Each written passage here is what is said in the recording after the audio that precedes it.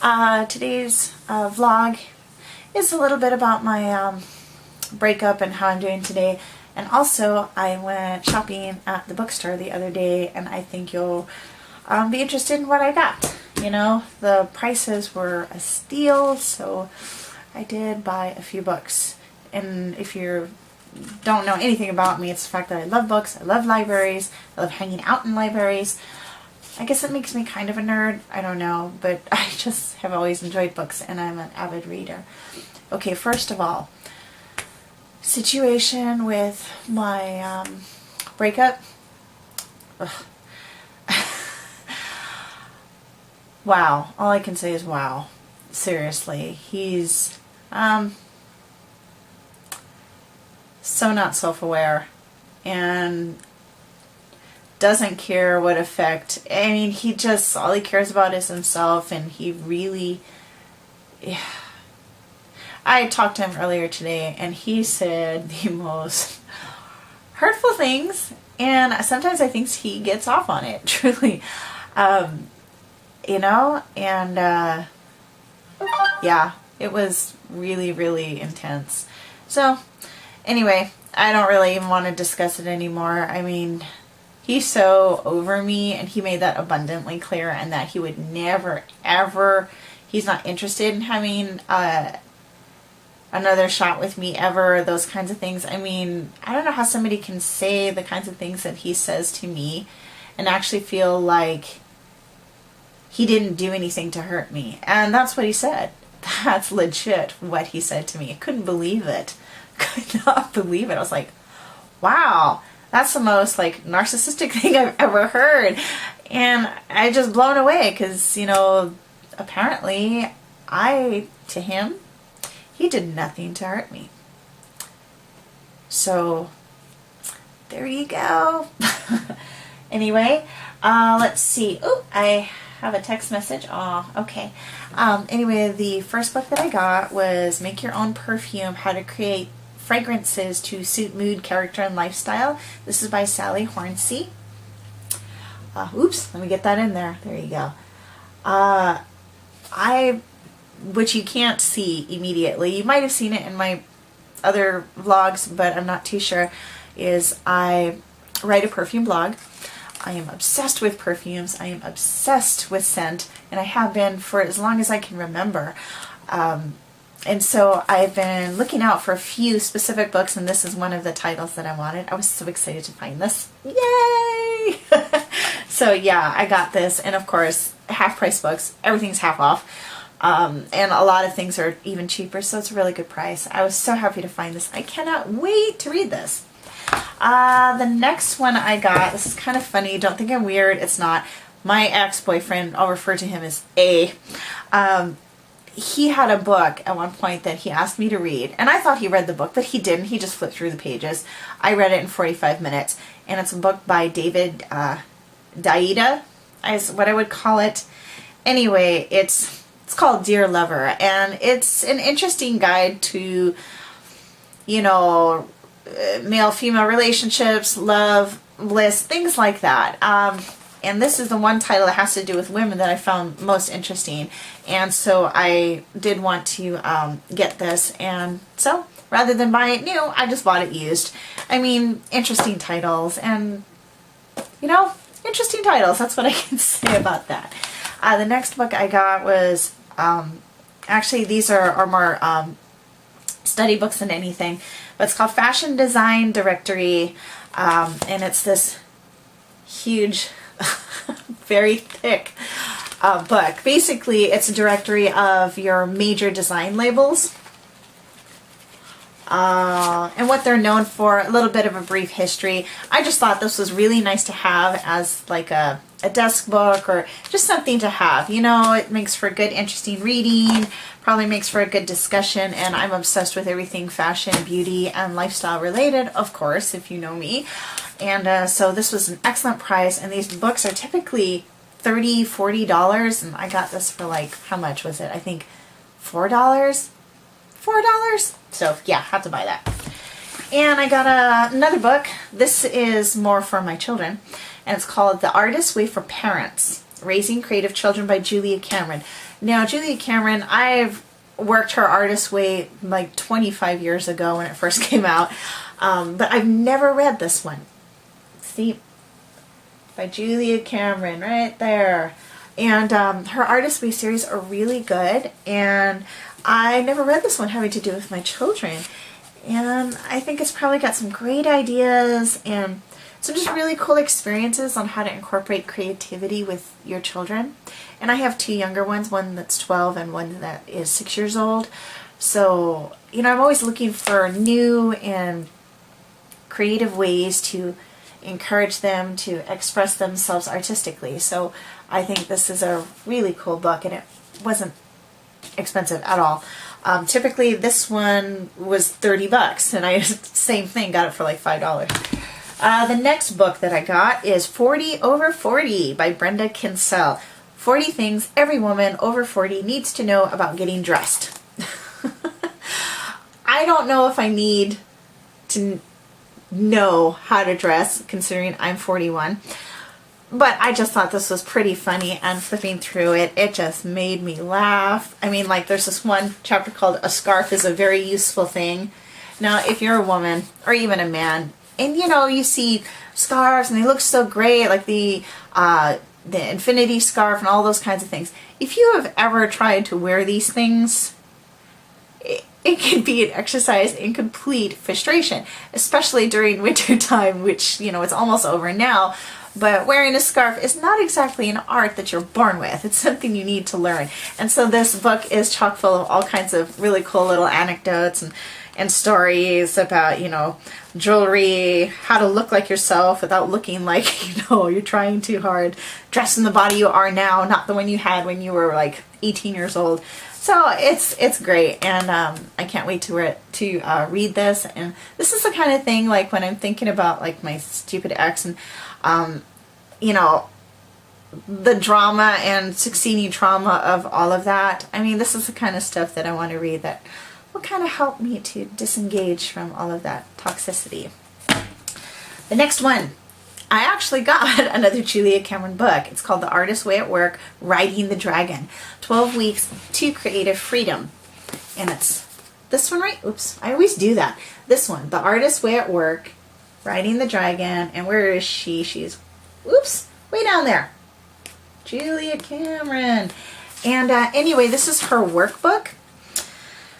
And I mean, believe it or not, I actually do these workbook kind of things. I've always really enjoyed them because I love writing, I love reading. I'm a very, how would you say, I'm just a studious person by nature. So, you know, writing, a lot of introspection comes naturally to me and doesn't seem like work. For me, it actually seems like fun. So yeah, I guess it qualifies me as a nerd.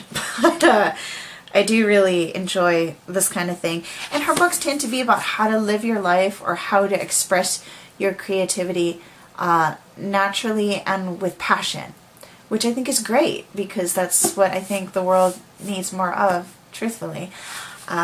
So yeah, more self-aware people, please. That's what this world needs. More self-awareness. Because when you're not, you do crappy things like destroy other people's lives in the pursuit of your own selfishness. We won't say who I'm talking about, but if you know me, you probably know who I'm talking about. And the next one I got is a portfolio. Fashion design. Basically, this is a 3rd edition fashion design book that, you know, is taught in schools, whatnot. This is an older one, but it doesn't matter. It's this one right here. Okay. And so basically this just talks about fashion, market, you know, segmentation, everything having to do with fashion, from concept design to actual marketing and product placement, sales, public relations. It's just a really cool book. And since I'm so interested in this and I'm currently not able to go back to school, I'm doing a lot of self-education, which I think is highly underrated. I mean, it's sad that, you know, those that want to go back to school and may not have the opportunity or the circumstances currently to do it. But while you're waiting or while you're working towards it, there's nothing at all wrong with doing a lot of self-education. I highly value that, and I think people should not attach a stigma to it, because I've met many people that have the titles after their names that are quite ignorant in the matters that they're supposed to be an expert in, or just in just basic human communication or relationships. It's really quite sad how undervalued communication actually is nowadays. It really is. And I think it's going to come back to haunt our society, trust me. And the last book that I got, which is the biggest, which is why I'm saving it, is, what is it? It's a second edition Beyond Design book. The Synergy of Apparel Product Development. See this? This is a huge book. It's this one right here. See that? Second edition. And this book is so heavy. It's a textbook. But basically it's about product development in the fashion industry. And I just, I really do want to study these like I'm actually in the class. I enjoy that. I find it, because this is things that I really don't understand very well. Trends, forecasting, the business side of it, I don't understand. I very well have a good grasp of the design aspects of it. But when it comes to the business side, I don't know a lot, and I want to get into it. So this is the reason why I'm not able to go back to school right now. So I am going to educate myself on the proper language, the skill set, the history, the things that I need to feel like when I open my mouth about the subject, I feel educated enough to know that what I'm saying is not going to elicit like a, what is she talking about kind of response. One thing I don't like doing is speaking to somebody about something that I do not know, or I don't have a pretty good understanding of the subject matter. That is personally embarrassing, especially when you try to make like you know what you're talking about and you come across as a complete noob. It's embarrassing to anybody, not just me. I mean, it would be embarrassing to anybody. So anyway, those are the books that I got. I'm really super excited. I did get a couple of CDs, but old ones because they're hard to find and they were so cheap. And I know who listens to CDs anymore, right? I have my iPod and stuff, but I still have CDs that I go to in my car, and even though I can plug my iPod in, it's just like, maybe I'm a certain age, so it's just so much easier for me to just pop the CD in there. So making myself old by saying that, but it's true. And I really guess that's it. I try not to focus too much on the parts that make me, just want to stick it to somebody. But I mean, what's the point? I mean, seriously, I don't really want to waste my time anymore on somebody that is that rude and disrespectful to me as a female, as a woman. I just think it's disrespectful and despicable. I think it makes for a despicable human being, showing lack of compassion, lack of self-respect, and respect for other people's feelings. And, be that as it may, he thinks, I don't even want to be friends with you because, I'm being emotional, because he doesn't think he's done anything to hurt me. See how that works? See how that works in his favor? It actually reminds me quite a bit of a tactic used by narcissist personalities. Not saying he's a narcissist, okay, but there are some strong tendencies that I noticed in him. Like when he can't understand something, he just goes on a raging attack and attempts to use things about my past, things that he has no idea about, to try and hurt me or to try and put me in my place. That's fine. I'm not even worried about it.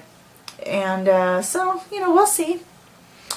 And anyway, that's it for today's vlog. This pseudo vlog book haul. I don't know what to call it. Oh, and just one more thing. I have to share this. My daughter gave me this morning. It's just the sweetest thing ever. Okay, she drew me this beautiful picture. It's going to be hard to see. I might have to back up a little bit.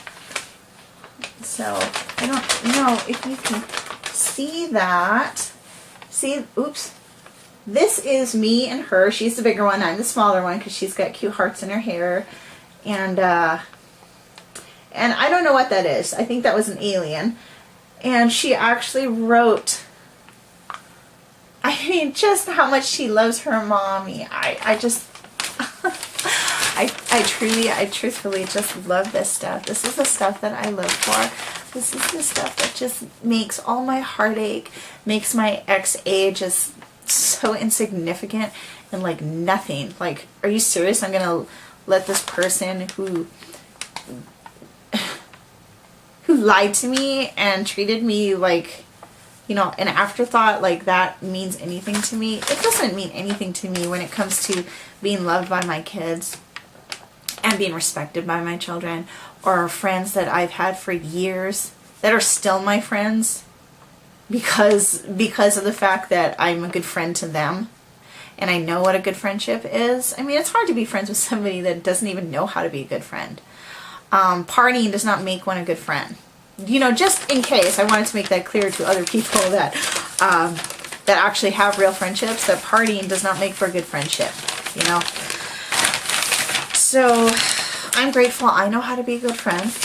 I'm grateful that I have good friends in my life. And even though I'm currently working my way back into that good place that I was at in October when I met my ex, and I have just fallen so far from where I was, I'm not even worried about it anymore. I'm just going to go through my life and continue to do what, you know, I want.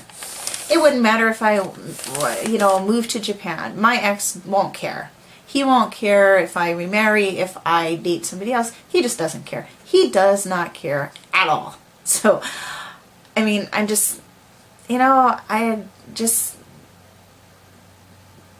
don't know. I don't understand people like that. And I'm super grateful that I don't. Because it means that I would have to be that not self-aware, introspective, and that I could not, or I would lack the ability to empathize with other people. And that would really, really stink for me. So I'm glad I can't understand that. It means I'm a better person. So anyway, I hope you all have a great day, and thank you so much, and I will talk to you later. Bye!